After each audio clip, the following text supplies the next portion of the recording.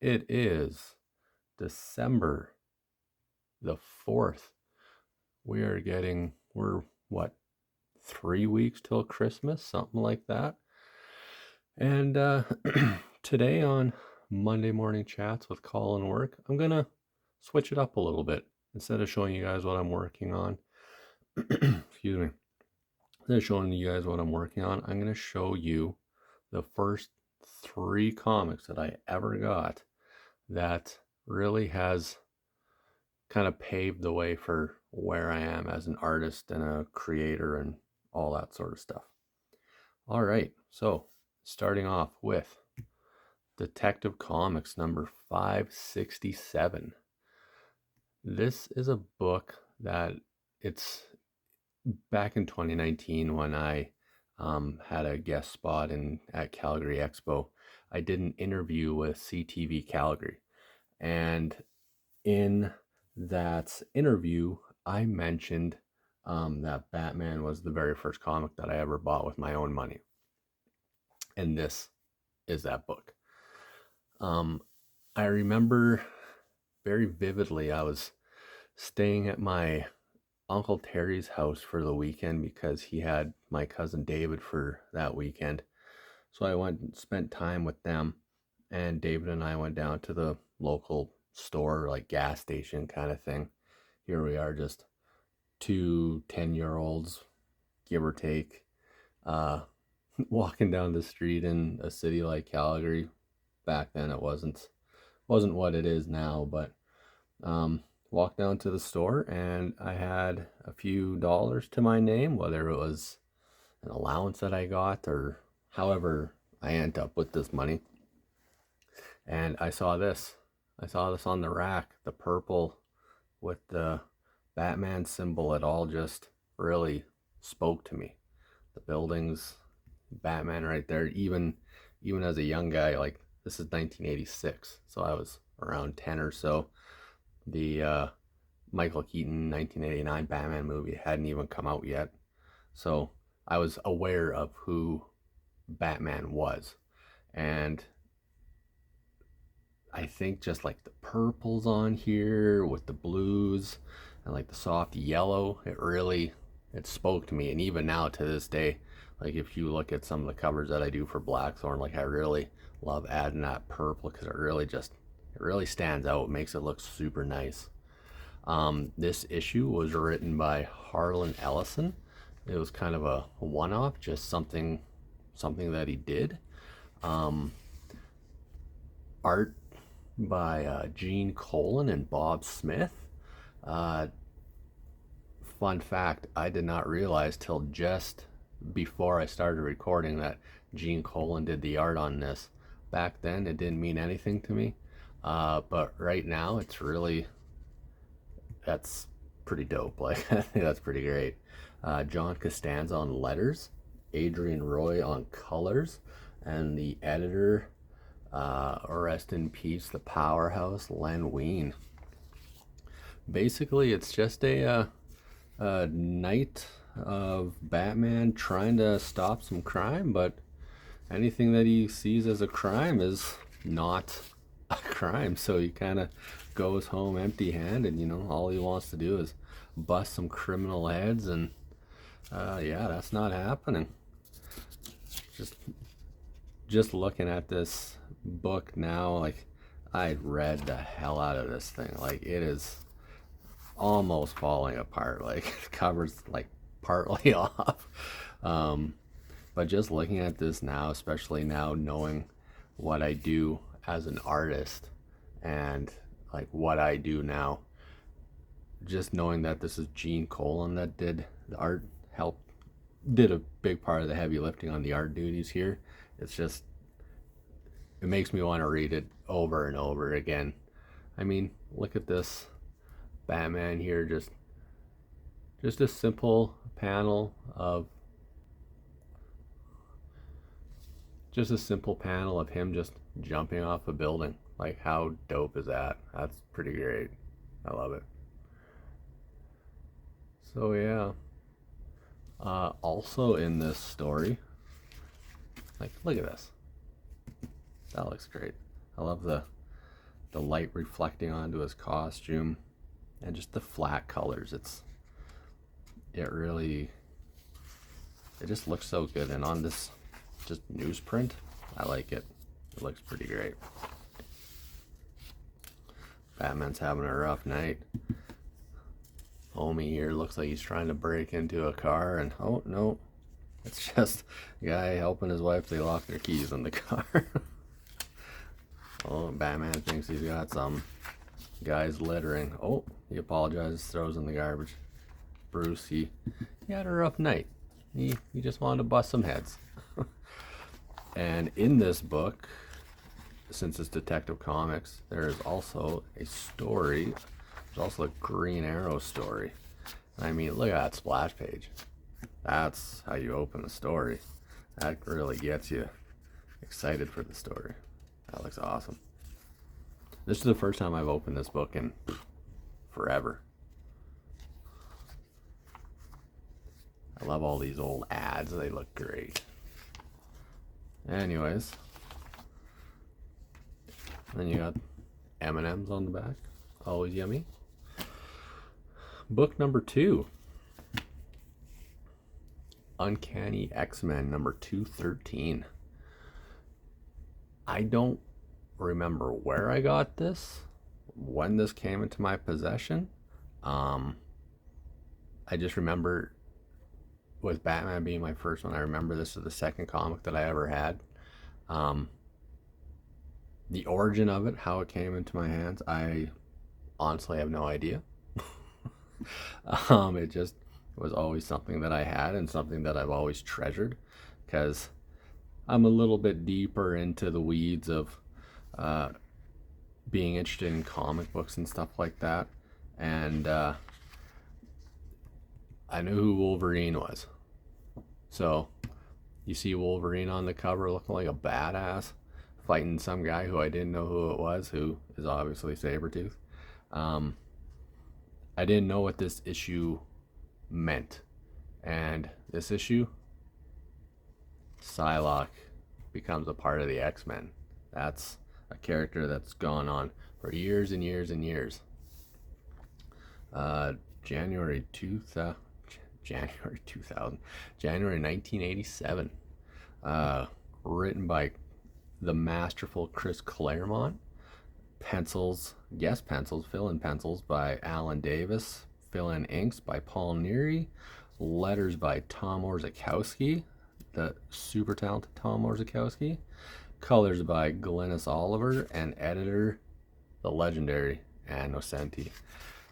I remember looking at this book and it being just the polar opposite from Batman. It's like all this crazy team stuff and characters that I've never seen before, and being super interested. Like, who's this dude made out of metal? Like, that's pretty great. As we all know, that's Colossus.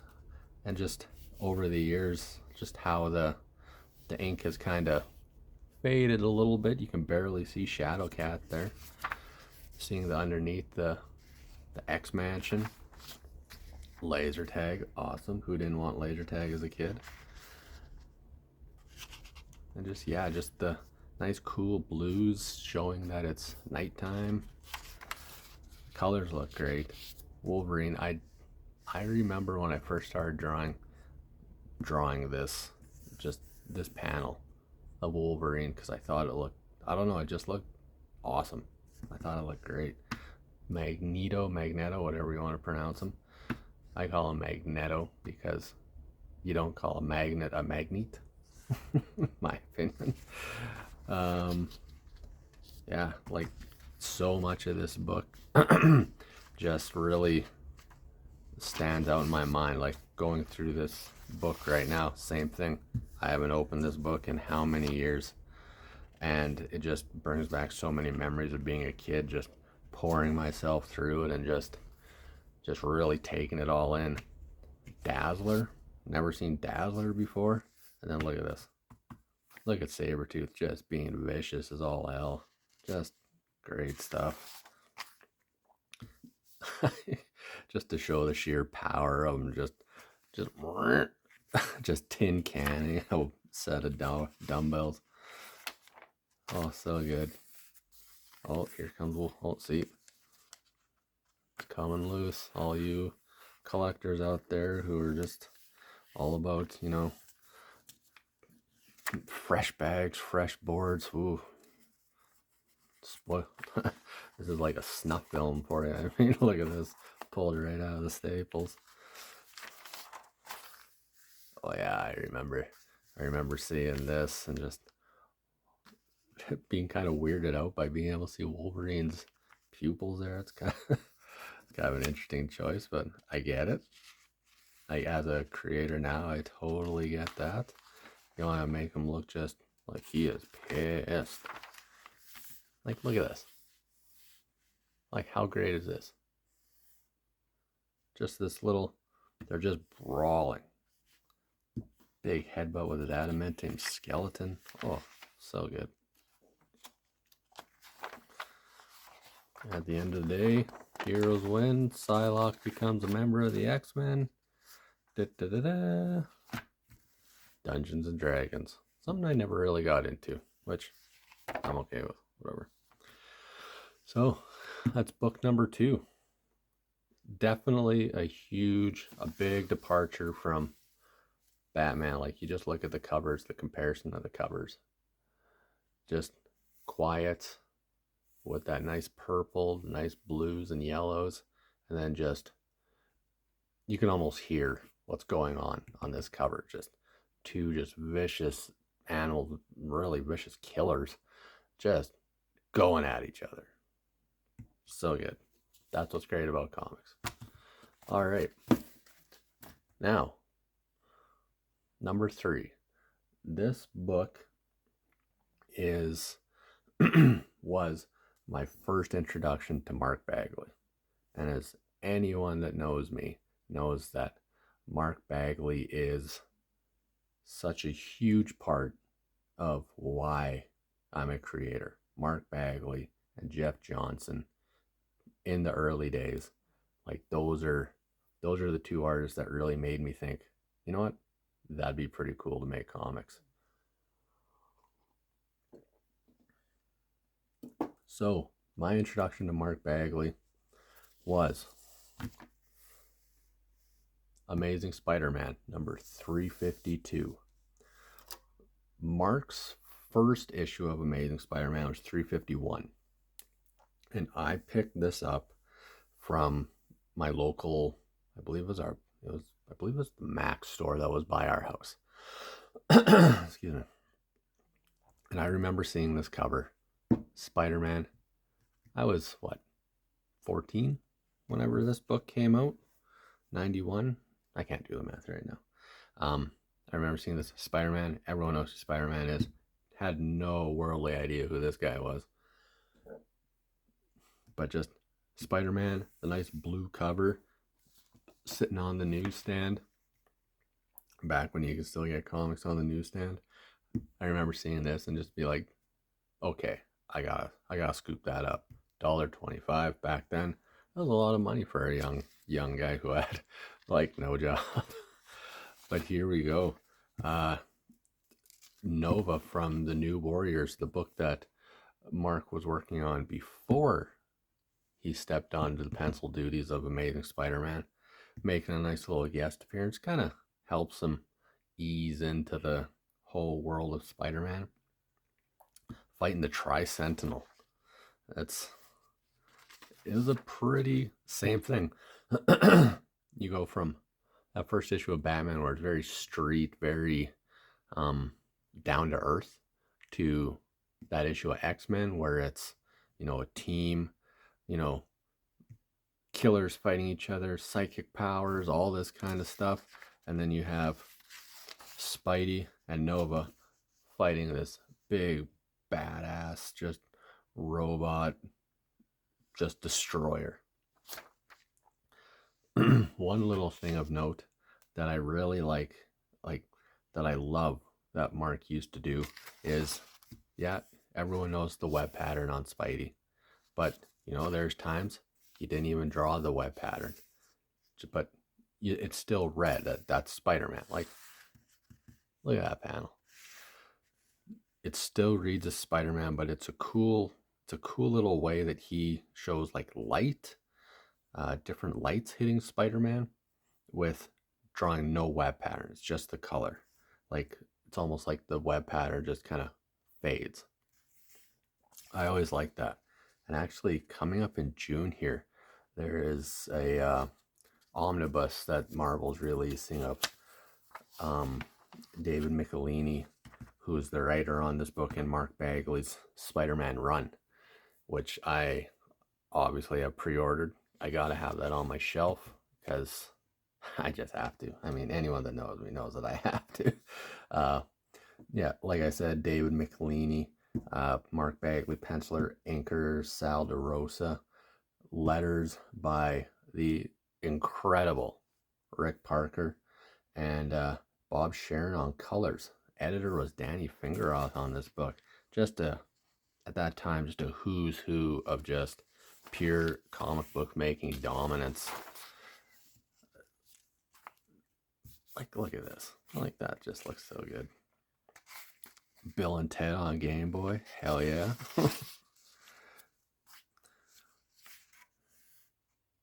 Just everything about this book. Just the motion that Mark puts into his characters. Even like nothing looks like just a static shot. Like there's always movement going on. It looks so good. Like, look at this. Just really showing the power that Spider-Man has. Look at the size. Like, look how big he is. Like, how are these two supposed to stop him? Headed right towards New York. Of course, New York's taking just an ass kicking again.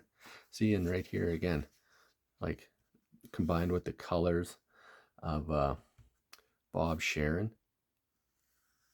Bagley doesn't put any web lines there, showing that he's being like hellaciously lit from the back. Love it. Just showing that motion with the lines, because this ship's flying in, Nova's flying up, just ready to take him down. I really enjoyed Bagley's use of just dark, heavy line, like showing that this is all darker than the rest of it. And Sal DeRosa on this one really makes that stand out. Getting into a little more of the book, like if you're not going to show, all you see is just the pure musculature of Spider-Man. His eyes, musculature, and just it's such a explosion of light behind him. Just great. I love the way that's done. I remember being a kid and just needing these shirts. They're so awesome. Beast on a blue puff. Yes, and then the next issue, Round Robin, Revenge of the Sidekick, Darkhawk, Punisher, Moon Knight, Night Thrasher. So good. So after I got this book, it made me want more Bagley. So I actually ended up, I don't remember where it was that I found it, but I did track down issue 351, which is Mark Bagley's very first issue of Amazing Spider-Man. I had to have it. After reading this, after seeing the finale of the big fight with Tri-Sentinel, I had to get this boy. And same thing, look at this, like just that yellow background. Like you see this on the newsstand, you see this on the rack, you got to get that for the cover alone, right? Interesting, different looking Spider-Man that I'd never seen before, because I hadn't seen Todd McFarlane's Spider-Man, Eric Larson Spider-Man. Like I hadn't seen any of those by this point. So seeing this Spider-Man compared to, say, the 60s cartoon Spider-Man, it was just light years difference. So yeah, so those are the 3 books, well, 4 I guess technically, Those are the 3 books that really made me the reader and the artist, creator in general that I am today. I try to fit a little bit of each of those books into Blackthorn. So yeah, I hope you guys dig this video. It was a little something different that was recommended by a good friend of mine, a good work colleague of mine, Darian, Nintendo Mania.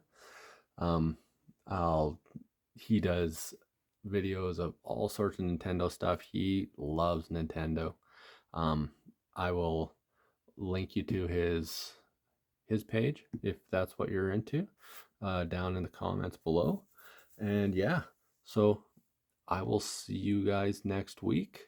What do you guys want to see next week? Do you want to see more books? Do you want to talk music? Do you want to talk Christmas? Like, what do you guys want to talk about? Just let me know. And just let me know in the comments. You know what to do. Like, follow, subscribe, all that stuff. I want to make this channel something that you guys are really interested in checking out. So here we go. All right. I will see you all next week with another video. Until then, I'll see you guys later. Defeated, never to lie.